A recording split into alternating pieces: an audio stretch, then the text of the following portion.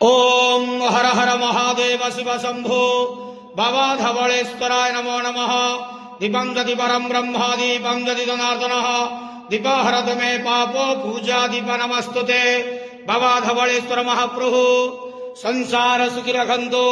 आज पवित्र फाल्गुन मास प्रतिपदा शुभ गुरुवार रे समस्त श्रद्धालु भक्त मानक आशीर्वाद करंतु।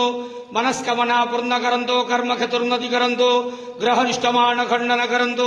जगतर मंगल करंतु। विश्वर कल्याण करंतु। आपण नाम प्रकाश करंतु।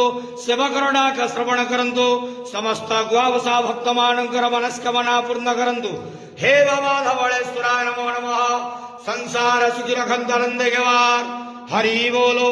आज फाल्गुन मास प्रतिपदा तिथि शुभ गुरुवार रे समस्त श्रद्धालु भक्त मानक आशीर्वाद करंत आनंद घेवार हरि बोलो।